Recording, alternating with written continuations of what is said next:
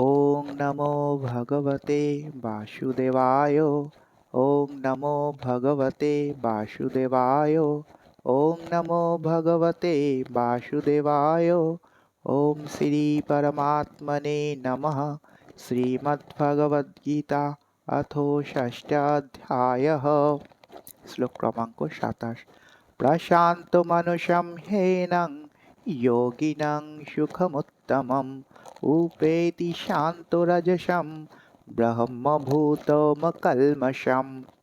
অর্থাৎ ব্রহ্মভাব সম্পন্ন প্রশান্ত চিত্ত, রজগুণ প্রশমিত ও নিষ্পাপ হয়ে যার মন আমাতে নিবিষ্ট হয় তিনি পরম সুখপ্রাপ্ত হন। That means the yogi whose mind is fixed on me verily attains the highest perfection of transcendental happiness. He is beyond the mode of passion.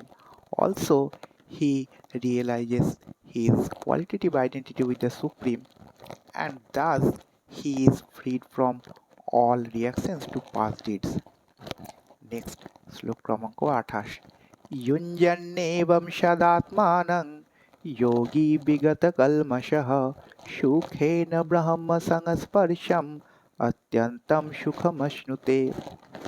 অর্থাৎ এভাবে আত্মসংযমী যোগী নিরন্তর যোগ সাধনায় স্থিত হয়ে জড়জগতের সমস্ত কলুষ থেকে মুক্ত হন এবং ভগবানের প্রেমময়ী সেবার মাধ্যমে ব্রহ্ম সংস্পর্শরূপ পরম রস আস্বাদন করেন।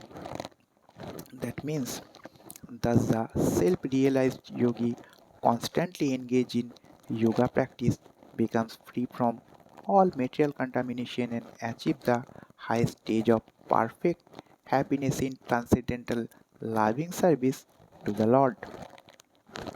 Next, শ্লোক ক্রমাঙ্ক 29। সর্বভূতস্থ ভূতাত্মা সর্বভূতানি চাত্মনি ঈক্ষতে যোগযুক্তাত্মা সর্বত্র সমদর্শনঃ। অর্থাৎ প্রকৃত যোগী সর্বভূতে আমাকে দর্শন করে এবং আমাতে সমস্ত কিছু দর্শন করে। এভাবেই পরব্রহ্মরূপ আমাকে যোগযুক্ত আত্মা সর্বত্রই দর্শন করে। That means the true Yogi observes me in all beings, also sees me in every being. Indeed, the self-realized yogi sees the same Supreme Lord in everywhere. That's all. Jai Shri Krishna. Hari Bol.